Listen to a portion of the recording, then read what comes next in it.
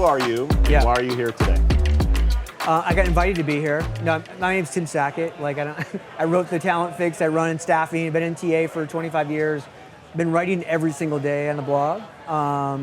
So I think that's kind of probably why I found my way to you. That's how we met, right? I mean, I can't tell you how much it brightens my day to get that "What's Tim thinking about today?" email. I should change that, right? Or mix it up.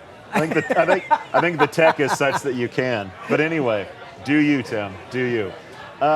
You're presenting here at RecFest. Talk about what your presentation is focused on. Really the 5 things that I think we consistently mess up in the corporate TA world, and then like what would be my fixes. So it's things like how we measure success, like not using technology. We constantly hear like my team won't adopt the technology I have and blah, blah, blah. So it's like the common pitfalls that a TA leader runs into consistently. So it's basically a presentation you could have given back in 2007, basically. Moving on. You have a book coming out soon. Talk about the book. Or you did, yes. Yeah, Talent Fix Volume 2. It's basically a book that if I would come in and run your TA shop, A to Z, what would I do? What kinds of things? What process? What technology? What employment branding? In a condensed version as you can. The Volume 2 piece is I added like 40% new to the first one. Did some things like the White Guy's Guide to Diversity Hiring. Hire more pretty people. Like I got a little more aggressive with this one. Maybe I'm just less afraid to be canned or fired or canceled. A little light reading to end the day, right? A little light reading. So you've been at this a long time, as I have. 2024, we're ready to turn the page on the year. What stood out to you, surprised you, disappointed you, encouraged you? What stood out from last year? I think there was so much talk about the AI stuff. That's all we've talked about. I think I'm disappointed in the feature set that's there. Everyone has about the same 5 features. There's not a lot of new. I'm hoping as we go out to the fall conference season that we'll find some newer things that we haven't. I've seen a couple early kind of beta things. But for the most part, it's like, oh, Gen AI, you can write a better email, you can write a better job description. It's all stuff that we saw a year ago that's basically the same stuff now. Now again, we know the amount of money and time that it takes to build stuff. So everything hit so fast when ChatGPT hit, and everybody expected stuff to turn over overnight. That's just not reality in product. But I am a little surprised that we haven't seen some out of the box stuff that we're all talking about. Yeah. And we're not. We're talking about the same 5 features. Yeah. The good news is it's not Terminator, but it's also more. Turns out AI actually isn't going to kill us. Yeah, I saw one today was if a 70s disco club was all Lionel Messi and everyone in the club is Lionel Messi. So somewhere in between it'll work out. I know that you have a lot of clients and people that trust in you to know what you're talking about. What is the biggest challenge companies have had in the last 10, 12 months? I think it stems from how difficult it was to hire post-pandemic. And even coming in, right? We had super low unemployment coming in. Yep. So you have this extended period of time of really low unemployment. And what it caused hiring managers to do was just not really performance manage well. They were just happy to have a warm body. Yeah. And now all of a sudden we come into this time when you're like, hey, we need our best and brightest. We're going to get leaner. And yet they still aren't performance managing really well. We just haven't, and we have so many new millennial Gen Z leaders, and we just haven't trained them. And so I look at it, and I think the core issue that most organizations, when I go and work with a TA leader or a CHRO, usually their technology's fine. Yeah. It could get better, right? Their process is fine. It could get better. Their performance management sucks. It's so bad. And they're just so worried that they're like, well, if I do this, Tina will quit. And so? Get a better Tina, right? They're just they're so nervous to performance manage anybody.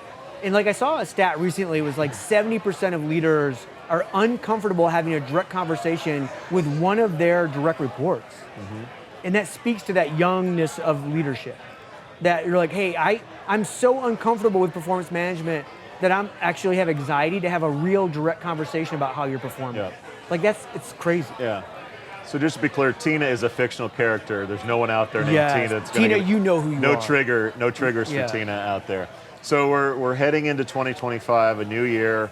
What do you expect to come away with for next year? What are you looking forward to? What kind of trends are you keeping your eye on? I think at the end of the day, like AI is going to reduce the footprint of TA in terms of headcount. We know that's already happening. We see that. We're going to continue to see that. I'm really like looking forward to this evolution of, well, what does a recruiter, like we've talked about talent advisors and being strategic and all this crap for a decade more, right? Sure. So what is the future of recruiting? What does that recruiter really look like? If I have 80% of that job that can be done by AI 24/7, 365 better, Yeah. now what do you do as a recruiter? And I'm actually excited about that. I think that recruiter becomes a true talent advisor, can really start to dig in, can really start to increase the talent on a team, really understand their hiring manager's limitations and the dynamic of a team. So what do you not have on your team? What do you continue to overhire for, underhire for? Yeah. How do we really get back and start to increase the talent level in an organization?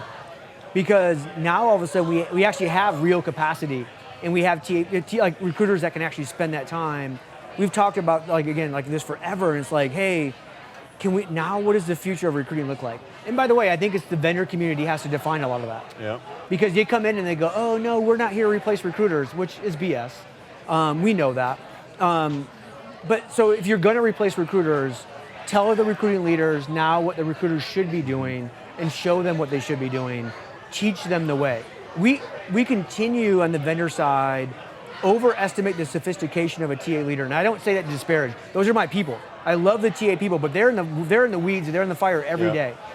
And then we come in as a vendors and we go, oh my God, they're so smart, they know everything. No, they don't. Teach them. Yeah. They want to learn. They want to learn about AI. They want to learn how it can help them. They want to learn how to performance manage better. They want to learn about data and how to be a better BI specialist.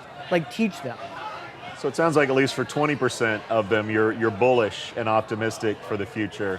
It would behoove me as two fellow middle-aged white guys not to ask about diversity. Yeah. Are you bullish, bearish on the future of D&I? We're seeing companies bailing on it. We're seeing companies getting out of the political aspect of it. What do you see for the future of it? Shockingly, as a white dude, I think we've completely screwed up like DE&I. And here's my thing. So you had recruiting. We as in white guys, mess something else up, okay. If we had recruiting, and recruiting wasn't giving us enough of the inclusion that we needed, of the mix that we needed, whatever that was, we decided to start another diversity recruiting. And I put in my book, like, hey, I don't think we should have diversity recruiting, and it's controversial. Because I'm like, what other function in the world where you go, hey, you know what, finance isn't working well, we're gonna start a second finance division. We would never do that. Yeah. We have to make recruiting work the way it should work. We have to make sure that it's inclusive, that it's doing all the things that we should be doing. Starting a second level of recruiting isn't the answer. And we've shown that now for a decade. It's not working. And so I think we have to hold our recruiting leaders, our HR leaders, and our executives responsible for actually running a function the proper way. Tim, thanks for hanging out. We appreciate your fans for letting us talk to you for a few minutes. For our listeners and viewers that want to connect with you, learn more, where should they go? You can Google Tim Sackett. There's another Tim Sackett. He's a truck driver chaplain in Minnesota. I'm not that guy. It'd be amazing. Does he have a daily blog like you do? If I was like Tim Sackett recruiter guy during the day, and then the weekends I'm truck driver chaplain, that would be a much better story for us. You'd have to have a monkey though. Yeah. You have to have a monkey. I sold all of his SEO. Or you can go to LinkedIn, timsackett.com, Thanks, Tim. Good to see you, and Thanks, enjoy the rest of the show. All right.